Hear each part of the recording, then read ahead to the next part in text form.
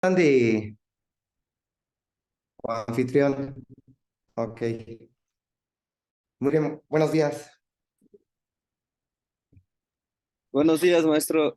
Perdón, ¿cree que nos pueda... ya estamos grabando. Listo, ya estamos ¿Ya? ¿Qué todos, está? maestro. Perfecto. Bien, pues vamos a continuar con cráneo. Ya habíamos visto la norma anterior, la norma lateral y habíamos visto por último lo que sería la norma interna, ¿verdad? Entonces, habíamos visto primero aquí así, en forma muy general, la norma anterior. Déjenme ver que está un poco lento el internet. Ahí está. Ok, ahí está.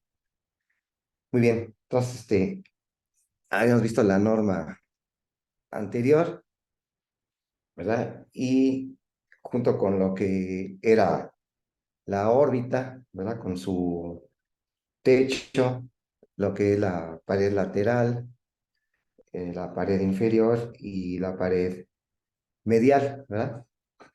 Y que en el fondo, en el vértice de la órbita se encuentra el foramen óptico, donde pasa el nervio óptico y la arteria oftálmica. Y lateral a él, la fisura orbital superior, entre el ala menor y el ala mayor del esfenoides, donde pasaban tercero, cuarto, sexto nervios craneales, con ramos simpáticos del plexo pericarotídeo, así como la vena oftálmica superior y una arteria inconstante, que es la arteria meningia recurrente. Y entre el piso, que lo forma la maxila, y la pared lateral, que lo está formando el ala mayor del esfenoides, encontrábamos esta fisura, que es la fisura orbitaria inferior, donde pasa el nervio infraorbitario, que ya ven que es rama de 5,2, y que termina aquí en el foramen infraorbitario, en el paquete infraorbitario, junto con la arteria infraorbitaria, que es rama de la arteria maxilar. Y también habíamos comentado de la pared medial, que está constituido de adelante hacia atrás por el proceso orbitario o proceso frontal de la maxila, el hueso lagrimal y lo que es la lámina papirácea del etmoides, y más hacia atrás se llega a relacionar también con el cuerpo del esfenoides, con el proceso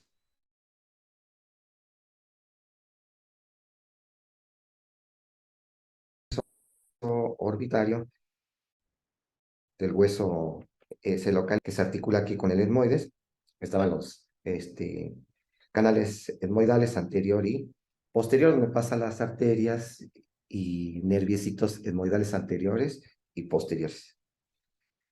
En la vista lateral eh, vemos lo que es el arco cigomático, ¿verdad? Que es el que llama mucho la atención, este arco cigomático, formado por el proceso temporal del hueso cigomático y el proceso cigomático del hueso temporal, donde tendríamos atrás el conducto auditivo externo. Vemos aquí la porción mastoidea del hueso temporal y aquí proceso estiloides. Aquí valdría la pena, si gustan, ver un poquito aquí así de lo que es el hueso temporal, donde tendríamos aquí hueso temporal. Aquí está desarticulado el hueso temporal, y aquí se observa perfectamente lo que es la porción escamosa del hueso temporal, que es vertical, y ya ven que su borde superior está oblicuo y forma las suturas en forma de bisel, que se denomina aquí esta sutura del hueso, de la escama del hueso temporal, con el parietal, las alas mayores del esfenoides y el occipital. Se observa muy bien esta especie como de bracito, que sería el proceso cigomático del hueso temporal, que se va a articular con el proceso temporal del hueso cigomático para formar, decíamos, el arco cigomático. Recuerden que en la cara inferior de la raíz del proceso cigomático del hueso temporal se encuentra esta fosa, que es la fosa para el cóndilo de la mandíbula, para formar la articulación temporomandibular, ¿verdad? Entonces tendríamos aquí como este cóndilo de la mandíbula se va a estar articulando con esta fosa mandibular ¿sí? De la raíz de la cara inferior del proceso cigomático del hueso temporal. Y vamos a observar que hacia atrás de esta articulación temporomandibular se localiza esta otra porción del hueso temporal, que es la porción timpánica. Aquí se ve perfectamente esta porción timpánica que tiene más o menos una forma cuadrangular. Aquí se forman unas pequeñas incisuras, ¿verdad? Aquí temporo es timpánica, en el fondo de la articulación temporomandibular. Y estamos viendo que esta porción timpánica del temporal forma la pared anterior, forma aquí la pared anterior y el piso del conducto auditivo externo. Mientras que el techo y la pared posterior del conducto auditivo externo lo forma la escama del temporal, y esta escama temporal en su porción posterior inferior se continúa con lo que es la mastoides. Aquí tendríamos todo lo que sería la mastoides, que lo estamos viendo, entonces sería la mastoides, que ya ven que en su cara profunda, en la cara profunda de esta mastoides, presenta una ranura, ya la estamos viendo, en su cara profunda, presenta esta ranura que es la ranura mastoidea o también llamada ranura digástrica, porque aquí es donde está insertando el vientre posterior del digástrico, y aquí tenemos este agujero, es el agujero mastoideo, donde pasa una vena emisaria, que ya ven que cuando hacen un abordaje retro, sí, mastoideo, aquí sangra mucho esta vena emisaria, hay que ponerse la parahueso, porque esta vena emisaria, si la seguimos profundamente, va a desembocar hacia el seno sigmoides. Si vamos aquí a la cara profunda de la mastoides, se observa muy bien lo que es el surco del seno sigmoides. Aquí está el surco del seno sigmoides, y aquí se observa la desembocadura de esta vena emisaria que pasa por este agujero mastoideo que vemos aquí en la cara superficial de la mastoides, este agujero mastoideo que entonces va a desembocar directamente hacia el seno sigmoides. Eh, Aquí no se observa bien, se rompió lo que sería el proceso estiloides. Aquí estaría, en este sitio es donde estaría el proceso estiloides del hueso temporal, y lateral se encuentra el vértice del proceso de la mastoides, y ya ven que entre los dos se encuentra aquí este agujerito, que es el agujero estilo mastoideo, donde estaría pasando el nervio facial, es donde va a salir del cráneo el nervio facial a través de este agujero estilomastoideo, para después dirigirse hacia abajo e introducirse en la glándula parótida y dar sus dos troncos, ¿verdad? El tronco temporofacial y cérvico-facial y temporofacial, ¿verdad? Temporofacial, que es el superior, y el cérvico-facial, que es el inferior. Aquí se puede observar la otra porción del hueso temporal, si lo vemos en la cara endocraniana. Aquí se ve perfectamente esta pirámide con base lateral y vértice medial, que es la porción petrosa del temporal, que tiene su cara endocraniana, que presenta una superficie anterior y superior que está en sentido horizontal, y va a presentar otra superficie, esta cara endocraniana del peñasco, que está viendo hacia atrás y está en sentido vertical. Aquí se ve perfectamente como es en sentido vertical la cara posterior, mientras que la cara anterior tiende a ser en sentido horizontal esta cara anterior. Esta cara anterior de las superficies endocranianas de la porción pertosa temporal, ya en que presenta hacia afuera una pequeña superficie muy delgadita que es el tegmen tímpani o techo de la caja del tímpano, y medialmente aquí se observa esta pequeña saliente, que es la eminencia arcuata, que se relaciona con el canal semicircular anterior del oído interno, y ya más profundamente, ¿sí?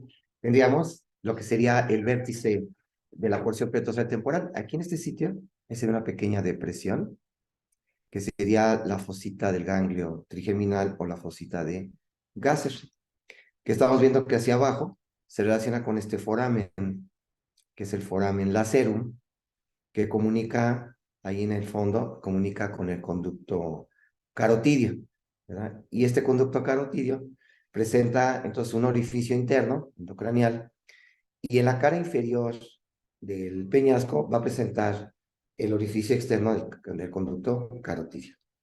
Pero para terminar estas caras endocranianas del peñasco, tendríamos esta cara posterior, donde llama la atención inmediatamente este conducto, que es el conducto auditivo interno, ya en donde pasa el séptimo, el octavo, pares craneales, y el nervio vestibular con sus porciones vestibular superior, vestibular inferior, el coclear y la arteria laberíntica o auditiva interna. Aquí tenemos una cresta, ¿verdad? Que es la cresta suprameatal del conducto auditivo interno. Aquí se observa perfectamente el borde superior del peñasco en sus caras endocranianas, que separa la cara anterior de la cara posterior. ¿Sí? Entonces, este surco es el surco del seno petroso superior, ¿verdad? Que medialmente desemboca la sangre del seno cavernoso y después este seno petroso superior se va dirigiendo hacia atrás y ligeramente hacia afuera para, sí, desembocar aquí en el seno sigmoides. Aquí tenemos muy bien este canal del seno sigmoides. Si vemos la cara inferior de la porción petrosa del temporal o del peñasco del temporal, lo primero que llama la atención, ¿sí?, es que medialmente y anterior a la mastoides encontramos esta fosa, que es la fosa del golfo de la yugular interna, que ya ven que si nos introducimos aquí en esta pequeña fosa, ¿sí?, caeríamos al piso de la caja del tímpano, ¿sí? Entonces, en esta fosa del golfo de la yugular interna, también llamado bulbo superior de la yugular interna, ¿sí?, se relaciona con el piso de la caja del tímpano y por ahí estaría pasando, ¿sí?, el ramito timpánico del nervio glosofaringeo, ¿verdad? Entonces, el nervio glosofaringeo, después de salir aquí por el foramen yugular, manda este nervio ramito timpánico que va a formar el plexo timpánico dentro de la caja del tímpano. Si nos vamos medialmente a esta fosa, ahora sí encontramos lo que comentábamos, el orificio externo del conducto carotidio, donde va a pasar la carótida interna con el plexo simpático, de ahí se va a dirigir medialmente este conducto carotidio para terminar aquí en el vértice del peñasco, aquí termina el vértice del peñasco, ¿sí?, en relación aquí decíamos con el foramen lacero, ¿sí? Ahora, fíjense, aquí en esta cara anterior del peñasco, en la cara endocraniana, en relación con el foramen lacerum, aquí estaría, vamos a delimitar bien, este es el foramen lacerum. Fíjense cómo lateral a este foramen lacerum se encuentra este pequeño hiato, este pequeño orificio, ahí estaría este hiato, que es el hiato del nervio petroso mayor. Ya ven que este nervio petroso mayor se origina a nivel del ganglio geniculado del facial, que está dentro del acueducto del facial, dentro del peñasco. Y a nivel del ganglio geniculado del facial se origina este nervio petroso mayor, que se labra su propio orificio en este pequeño hiato, el hiato del nervio petroso mayor, y se va a dirigir hacia adelante, hacia el foramen lacero, y se va a localizar por abajo de la carótida interna, y a través del foramen lacerum va a salir del cráneo para dirigirse al canal tireoideo o canal del nervio vidiano. ¿Okay? Entonces, esto es aquí el nervio petroso mayor, nervio del facial, que cuando se introduce aquí en lo que es en el foramen lacerum, donde va la carótida interna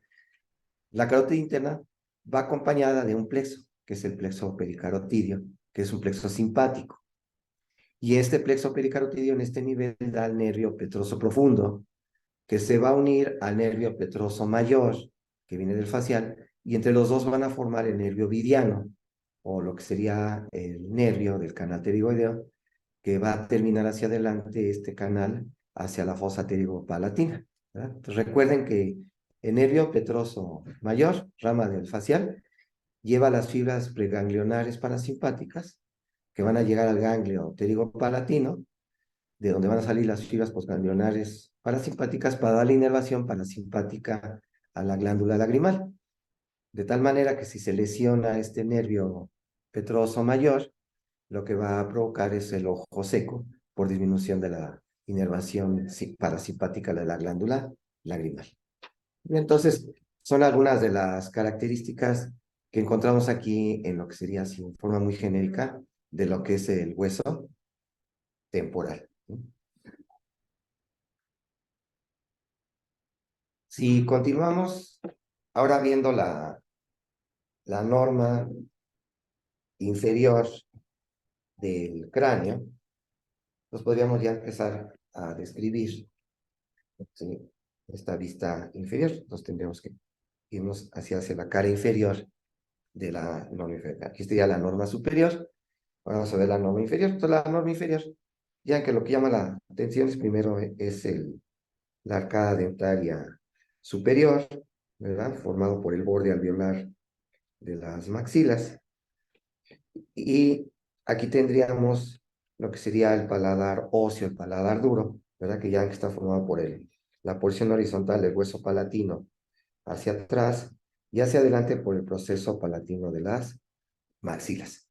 Aquí, en relación con la porción horizontal del hueso palatino, tendríamos unos pequeños orificios, que son los orificios palatinos, el palatino mayor y el palatino menor, ¿verdad? Aquí vamos a ilustrar lo que serían los procesos pterigoideos, con su lámina lateral y su lámina medial, y que ya ven que nacen de la cara inferior del cuerpo del esfenoides. Entonces aquí tendríamos, sí, esquemáticamente aquí estaría el cuerpo del esfenoides. Y aquí tendríamos la articulación entre el vómer y el cuerpo del esfenoides. Entonces aquí lo que estamos tratando de delimitar serían las cuanas, ¿verdad? Estas son las cuanas, que ya ven que comunican las cavidades nasales con la nasofaringe, que estarían limitadas hacia abajo por el hueso palatino, lateralmente por los procesos pterigoideos, hacia arriba por el cuerpo de los esfenoides y medialmente por el hueso vómer. Aquí atrás del cuerpo del esfenoides podemos ir ilustrando lo que sería el proceso basilar del occipital. El proceso basilar occipital, que ya ven que endocranialmente forma el clivus, que es el proceso basilar del occipital, con el pequeño tubérculo faríngeo, que es donde se va a fijar la faringe, el techo de la faringe. Podemos poner el resto de la escama del hueso occipital, y aquí tendríamos el foramen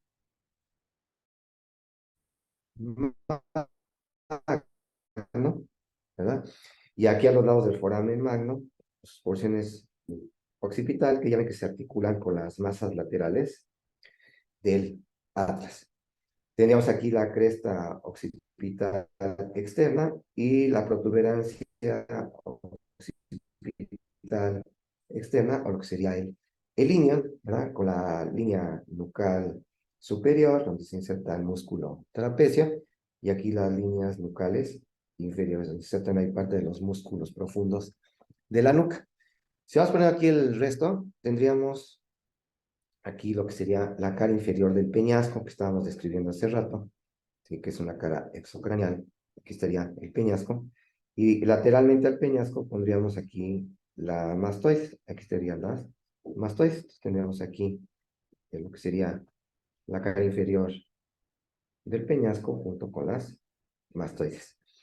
Y decíamos que por adelante y medial de las mastoides vendría el proceso estiloideo. Entonces aquí tendríamos así el proceso estiloides, y entre el proceso estiloides anteromedial y la mastoides posterolateral tendríamos aquí un pequeño orificio estilomastoideo, donde decíamos pasa el nervio facial. Aquí vamos a completar el dibujo y tendríamos lo que sería el arco cigomático, esquemáticamente aquí así, el arco cigomático, formado por la unión del proceso cigomático del temporal y el proceso temporal del cigomático. Ya habíamos visto que donde nace el proceso cigomático del temporal, en su raíz, aquí tendríamos una fosa, que es la fosa del cóndilo de la mandíbula, y aquí adelante un pequeño como tope que evita que se desarticule la articulación temporomandibular, que es el cóndilo temporal, que funciona, decíamos, como un tope para que no se luxe la articulación temporomandibular. Aquí tendríamos la porción de las alas mayores del esfenoides, y en estas alas mayores del esfenoides tendríamos aquí el foramen oval y lateralmente el foramen espinoso. Entonces, el foramen oval y el foramen espinoso. Es decir, que estamos en este punto, lo que sería la fosa infratemporal, ¿verdad? Tenemos ahí la fosa infratemporal. Aquí, para completar el esquemita de, de la cara inferior del peñasco, tendríamos aquí lo que comentamos, la fosa del golfo de la yugular interna, y anteromedial tendríamos, ¿sí?, el conducto carotídeo. Este es el conducto carotídeo. ¿Sí? Aquí hay una pequeña cresta ósea que los está separando al conducto carotídeo de lo que es la fosa del golfo de la yugular. En este sitio es donde quedaría el foramen yugular. Y aunque el foramen yugular se localiza entre las masas laterales del occipital y el borde posterior del peñasco del temporal. Aquí tendríamos el foramen yugular, donde estaría pasando la vena yugular interna, posterolateral, y el glosofaringio, vago y nervio accesorio anteromediales, ¿verdad? Entonces, más o menos ahí tendríamos esta cara inferior. Ahora, si lo vamos viendo en el cráneo, para irnos identificando todos estos elementos que vamos a ir aquí describiendo,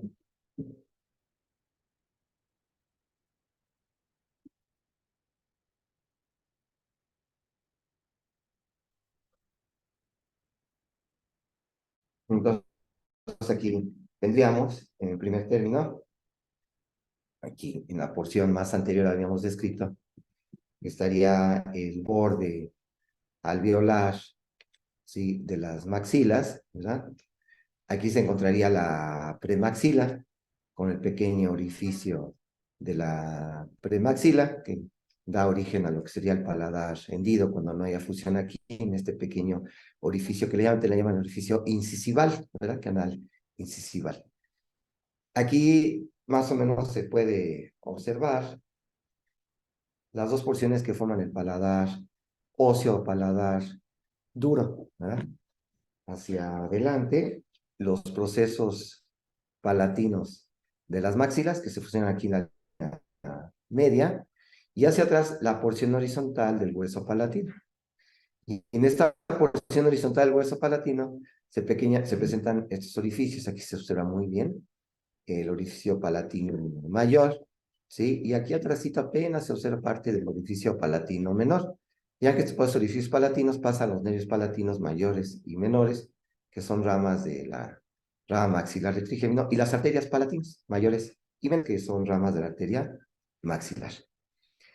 Hacia atrás y superiormente a la porción horizontal del hueso palatino, tenemos aquí lo que serían las cuanas, que eso será una cuana del lado derecho y aquí la cuana del lado izquierdo, ¿sí?, separados aquí por el hueso pómer. Aquí está fragmentado parte del hueso pómer y aquí está la famosa esquindelesis esfeno-bomeriana, que en los abordajes transesfenoidales nos sirven para delimitar la línea media, ¿verdad? Entonces, aquí ya ven que se tiene que sacrificar esta esquindelesis esfeno-bomeriana para caer hacia la pared anterior del seno esfenoidal, ya que el seno esfenoidal presenta su tabique para dividir el seno esfenoidal en derecho e izquierdo.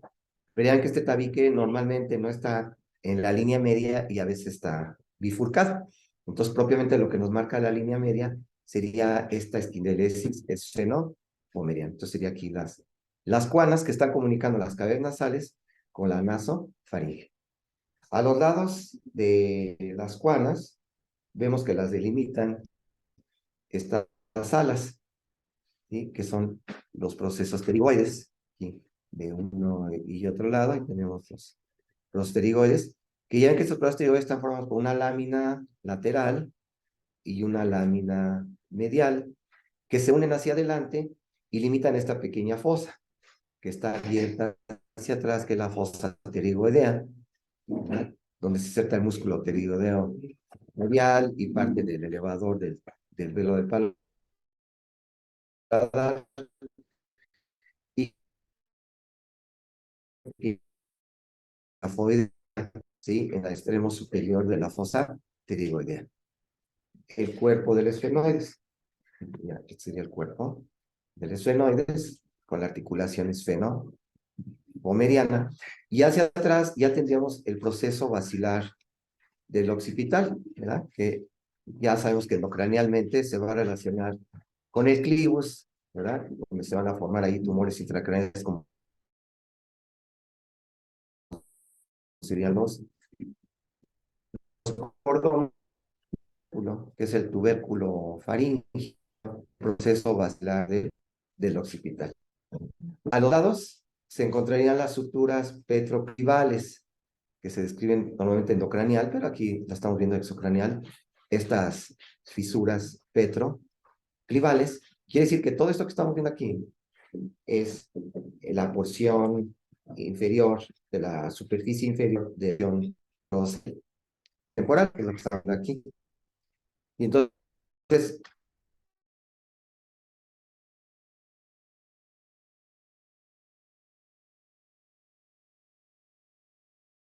se puede aquí muy lateralmente, ante, media, billete reolando que se llama, ¿sí? Músculos y ligamentos, y aquí estaría el foramen estilo mastoideo que veíamos hace rato en el cráneo desarticulado, del estilo mastoideo, donde estaría pasando el nervio facial.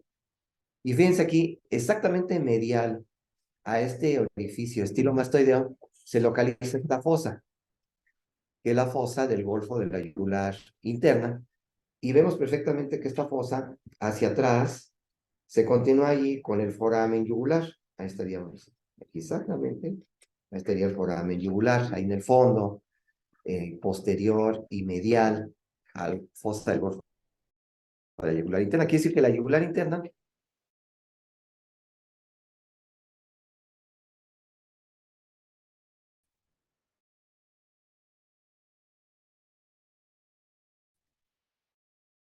cuando pasa por fuera del piso de la caja de globus yugular,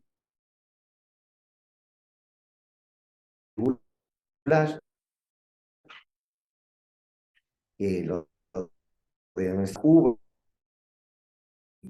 violáceo, ¿verdad? Que serían el globo de la yugular. Y habíamos comentado que antero medial a esta fosa del golfo de la yugular se encontraba el canal carotidio. Aquí estaría el canal carotidio en su orificio externo, que se va a continuar cuando toca el carotidio y el foramen lacero. Más hacia atrás, ya es muy evidente este gran orificio, ¿verdad? El foramen magno, y en sus porciones anterolaterales, aquí se observa parte de lo que serían los cóndilos del occipital, que van a formar la articulación occipitotloidea con las masas laterales del occipital. Y por delante de estos cóndilos tenemos la desembocadura del canal del hipogloso. Entonces, aquí apenas, ¿sí? Se puede observar. Aquí sería el canal del hipogloso. Ahí estaría exactamente el canal del hipogloso, ¿sí? Que está desembocando, terminando por delante de los cóndilos del occipital, ¿no? Donde pasa el nervio hipogloso, está de un lado, ¿eh? Ahora, más hacia atrás, pues ya tenemos la escama del occipital,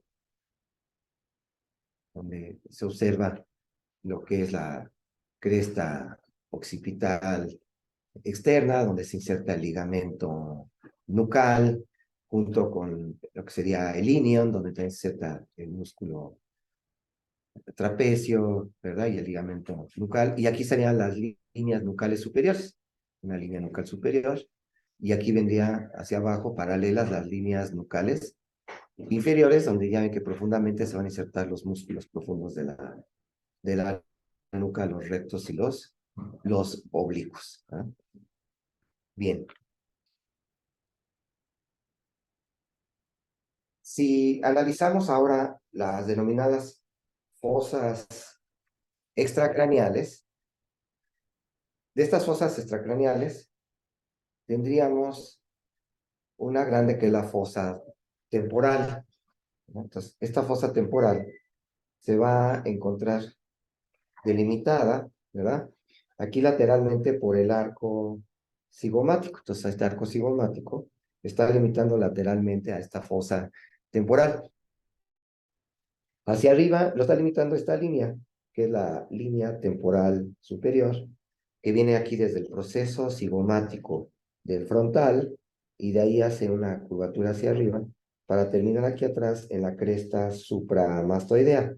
Ya que la cresta supramastoidea se encuentra en la porción superior de la mastoides y se inicia en el borde superior del conducto auditivo externo. Estos serían los límites superiores e inferiores.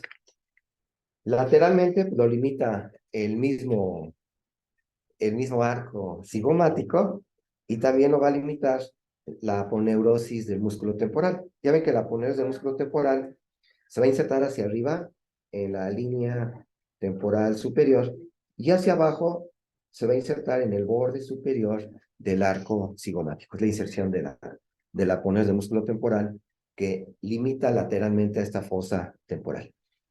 Hacia abajo se encontraría el borde inferior del arco cigomático junto con la cresta del ala mayor del esfenoides, que se encuentran al mismo nivel que esta cresta del ala mayor del esfenoides limita entre la porción que está vertical del ala mayor del esfenoides y la porción horizontal del ala mayor del esfenoides, que ya va a estar relacionándose con la fosa infratemporal. Medialmente, pues lo va a limitar esta fosa temporal, la escama del temporal, el ala mayor del esfenoides, y más hacia adelante lo limita el hueso cigomático, que de hecho aquí el hueso cigomático forma también parte de la pared anterior de esta fosa temporal. De los elementos que ocupan esta fosa temporal, ya que se encuentra el músculo temporal, ¿no? Se inserta aquí en la línea temporal inferior, en la escama del temporal, y también se inserta en la superficie profunda de la aponeurosis temporal, ya que tiene forma de un abanico este músculo, y van a confluir en un tendón que pasa profundamente al arco cigomático para insertarse en el borde superior y cara profunda del proceso coronoideo de la mandíbula, ¿verdad? Aquí estaría este proceso coronoideo de la mandíbula, que tiene forma como de una uña, que es donde su borde superior y cara profunda, ahí se va a insertar el músculo temporal. Los otros elementos que se encuentran en la fosa temporal pues, son las arterias temporales profundas. Ya ven que cuando hace uno la disección del músculo temporal, obviamente cuando lo va uno desinsertando de su cara profunda, ahí en la fosa temporal, se encuentran las arterias temporales profundas, ¿verdad? Anterior, media y posterior. Claro, la arteria temporal superficial en realidad no está en la fosa temporal, porque recuerden que esta arteria temporal superficial pasa superficial a la ponerse del músculo temporal. Entonces, decíamos aquí viene la músculo temporal, cubriendo al músculo temporal, hacia arriba insertándose en la línea temporal superior y hacia abajo fijándose a lo que es el borde superior del arco cigomático. De tal manera que la arteria temporal superficial, que ya ven que pasa inmediatamente por delante del conducto auditivo externo ahí en el trago, ¿verdad? Aquí vendría la arteria temporal superficial, que se encuentra por fuera de esta fosa temporal.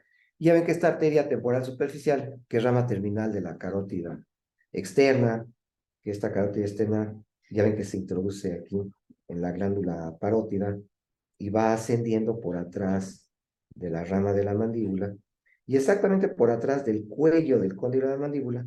Ya ven que esta arteria carótida externa da sus dos ramas terminales, que son la arteria temporal superficial, que es más delgadita, y la arteria maxilar, que va a pasar por atrás del cuello del cóndilo de la mandíbula para dirigirse a la fosa, a otra fosa extracraneal, que es la fosa infratemporal, ¿verdad? Entonces, son las características de esta fosa temporal. Ahora, esta fosa temporal hacia abajo se va a continuar lateralmente, se va a continuar para relacionarse con el músculo macetero. Entonces, recuerden que aquí viene el músculo macetero que se va insertando aquí en el borde inferior del arco cigomático para después fijarse a la superficie, a la cara superficial de la rama de la mandíbula. Entonces, esta fosa infratemporal hacia abajo lateralmente se relaciona con el músculo macetero, pero medialmente esta fosa temporal se va a continuar con la fosa infratemporal. Y entonces, para ver esta fosa infratemporal, tendríamos que cortar al músculo macetero y la rama de la mandíbula. Entonces, si vamos haciendo un esquema donde pondríamos aquí la maxila, aquí estaría la maxila, su cara posterior, y aquí estaría su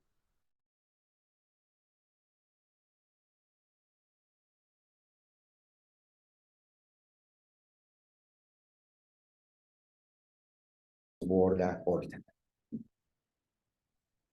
Y entonces, vamos a observar que aquí tendríamos la mandíbula, también con su borde alveolar, y aquí el cuerpo de la mandíbula. Y decíamos, vamos a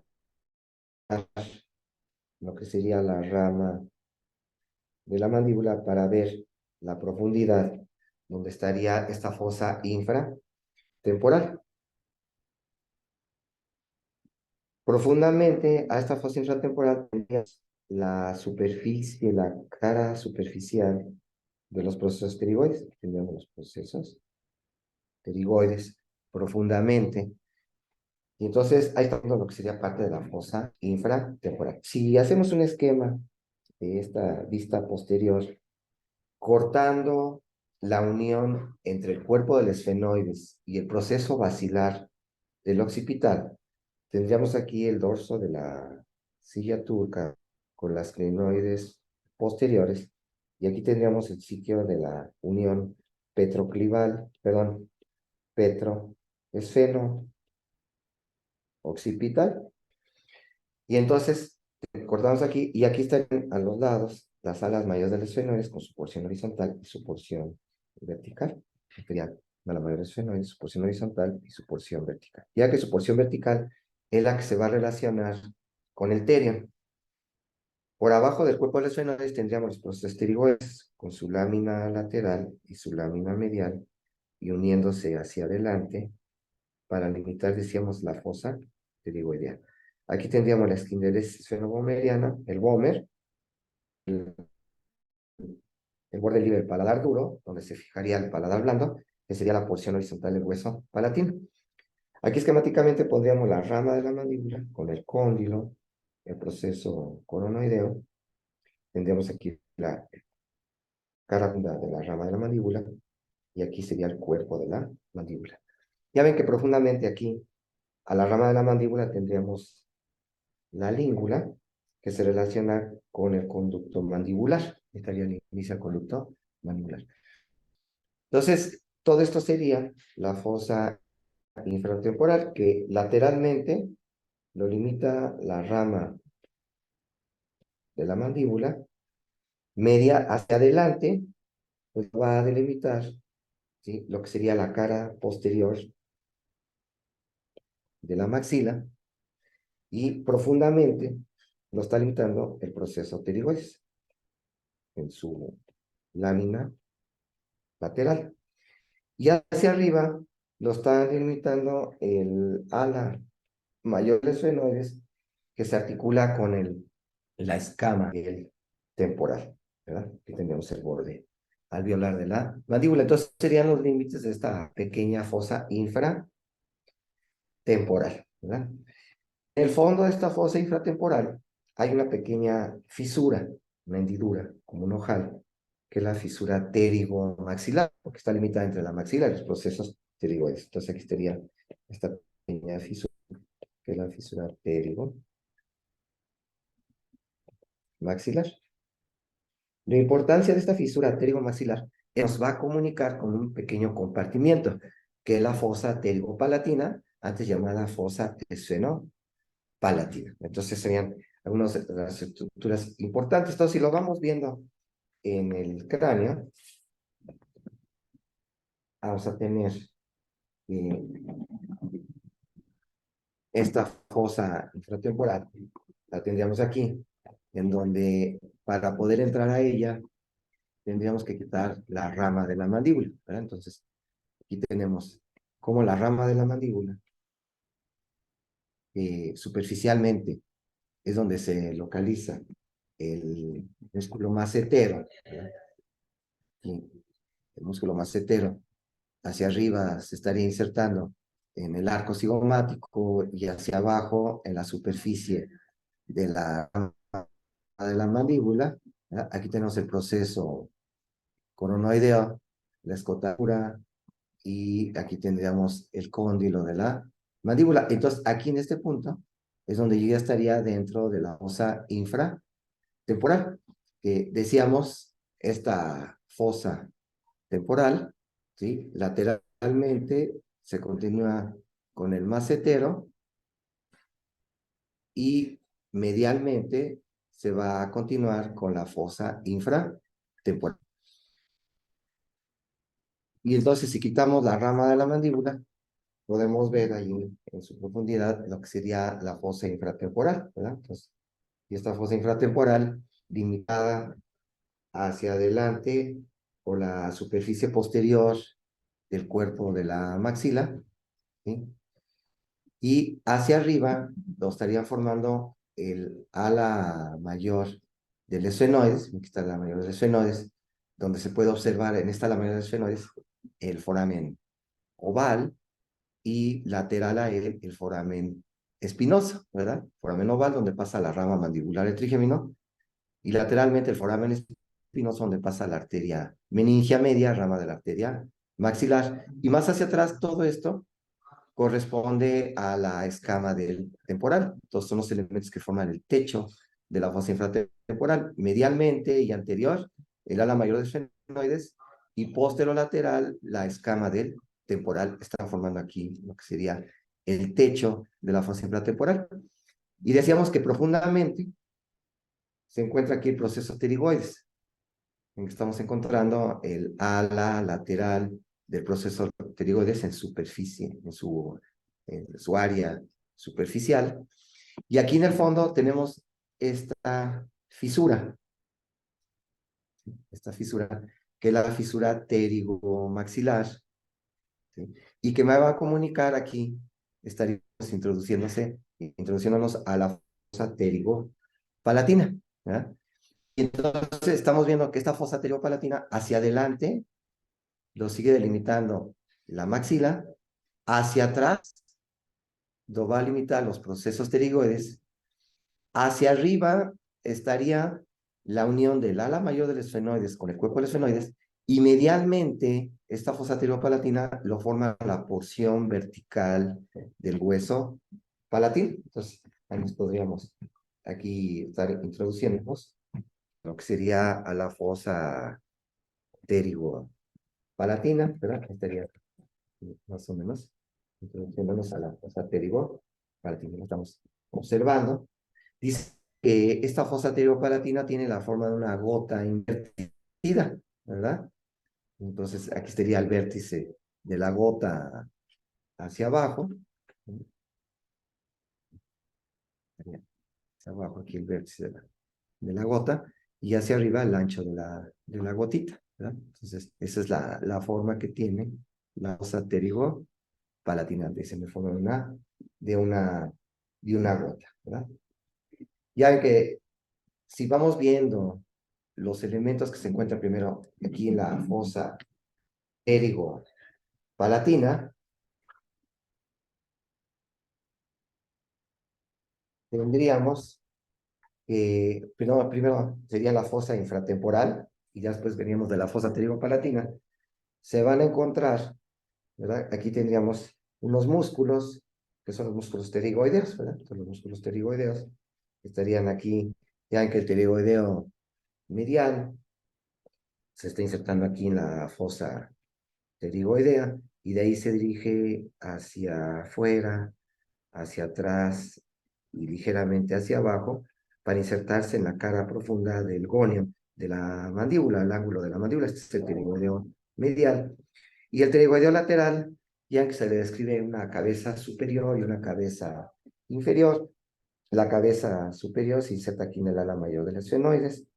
La cabeza inferior se inserta en la cara superficial de la lámina lateral del proceso pterigoides, y de ahí las dos cabezas, la superior y la inferior, se dirigen lateralmente para insertarse en el cuello del cóndilo de la mandíbula, se insertan en la cápsula articular de la articulación temporomandibular y tienen también una inserción en el menisco, ¿sí?, intraarticular de la articulación temporomandibular. Estos son músculos pterigoides, ya que los músculos pterigoides son importantes porque sobre todo el pterigoideo lateral es el que permite los movimientos de lateralización de la mandíbula, ¿verdad? Si la mandíbula se va hacia el lado izquierdo, se está contrayendo el pterigoideo lateral del lado derecho, ¿verdad? Ya que cuando hay parálisis de estos músculos pterigoideos, cuando el paciente abre la boca, vemos que la mandíbula se desvía hacia algún lado, ¿verdad? Entonces, si tiene paralizados los músculos pterigoideos lateral del lado derecho, solamente van a actuar los del lado izquierdo, que van a jalar la mandíbula hacia el lado derecho, y entonces la mandíbula se desplaza hacia el lado paralizado. Algo parecido a lo que sucede cuando se paraliza la lengua, ¿verdad? Por lesión del hipogloso. Al protruir la lengua, el paciente se desvía hacia el lado paralizado la lengua por parálisis de los músculos genioglossos. ¿Qué otros elementos se encuentran aquí en la fosa infratemporal? Bueno, ya ven que aquí tendríamos en el techo, tendríamos el orificio del foramen oval, donde pasa el nervio mandibular, y un pequeño orificio que es el orificio espinoso. Aquí tendríamos la espinita del esfenoides, ¿verdad? Tenemos la espina del esfenoides, y pues se llama el foramen espinoso, y acá medialmente el foramen oval, ¿verdad? Entonces aquí tendríamos el paso del nervio mandibular grueso, ¿verdad? Que empieza ya después a dar un tronco anterior y un tronco posterior para dar el nervio lingual, el nervio dentario inferior que se mete aquí al agujero, al canal mandibular. Y recuerden que este nervio el nervio mandibular se le pega así como una mosquita a un pequeño ganglio, que es el ganglio óptico, que es un ganglio parasimpático que va a recibir las fibras preganglionares parasimpáticas que vienen del nervio petroso menor.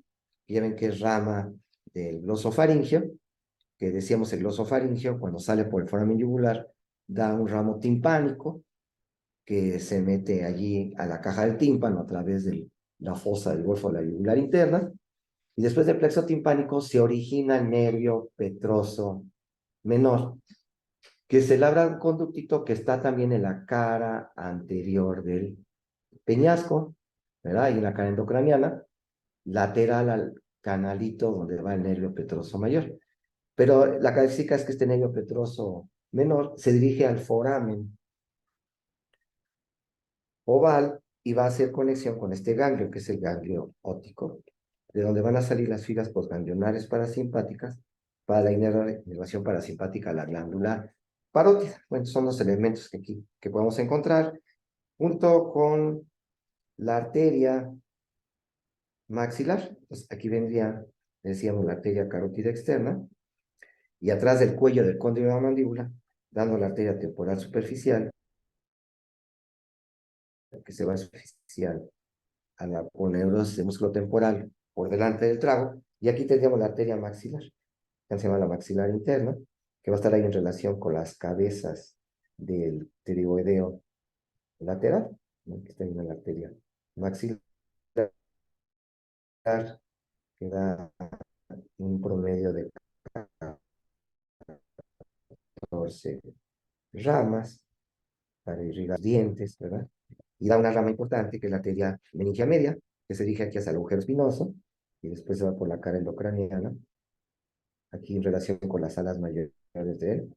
Eso es la arteria meningia media, y aquí puede dar una pequeña arteria, que es la arteria meningia menor, que se dirige hacia el foramen oval, ¿verdad? Son algunos de los ramos importantes de esta arteria maxilar. Estos son de los elementos que se localizan aquí en la fosa infratemporal.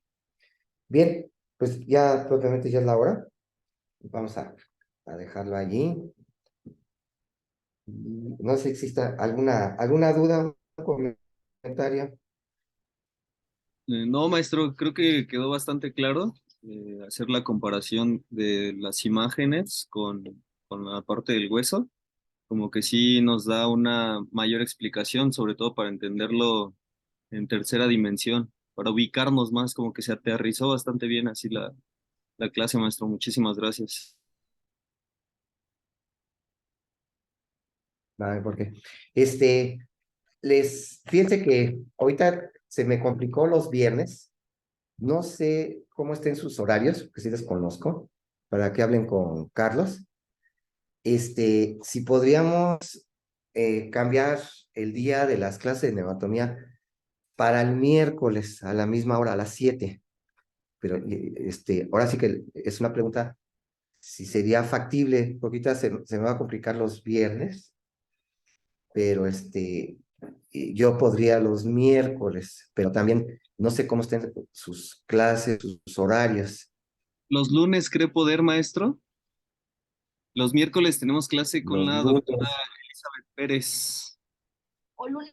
Ah, ok. O ¿Ella los sale de guardia? ¿Mande? o martes, no sé si pueda lunes o martes. Lunes o martes. Ok, entonces dejen ver con otros profesores de aquí. El cambio de horario sería no la próxima semana, sino sería en 15 días. ¿Ok? Entonces ustedes me Ok, dicen que podría ser lunes o martes, ¿verdad? sí, lunes o martes, maestro. Lunes o martes. Ok. Entonces déjenme ver aquí en el hospital, a ver las opciones que tendríamos. Sí, Para... La doctora Elizabeth, ¿sigue la noche? sí, sí, maestro, y nos da clase los miércoles. Que ella se guardia los martes y se queda para el miércoles con nosotros, maestro. Los miércoles. El video, creo que sí. ¿Y qué otro día se guardia esta Elizabeth? Jueves, ¿No saben? amanecer el viernes.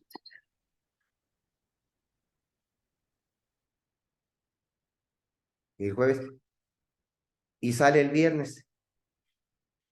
¿O no saben? Pues si no, sería también cosa de preguntarle a ella, ver si...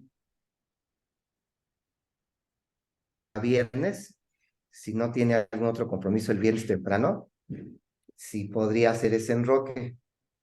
Yo el miércoles y ella el viernes, independientemente de que yo voy a ver aquí lunes o martes. Ok, ¿Ok? ok, maestro. Sí, sí, sí, muchas gracias. Muy bien. Entonces ahí vamos viendo, ya sea una opción con la doctora Elizabeth, y yo voy viendo aquí también en el hospital, pero la próxima semana nos seguiremos viendo el viernes. Perfecto, maestro, claro que sí. Muy bien, pues cuídense mucho. Buen fin de Muchísimas gracias. semana. Muchas gracias, maestro. Hasta luego.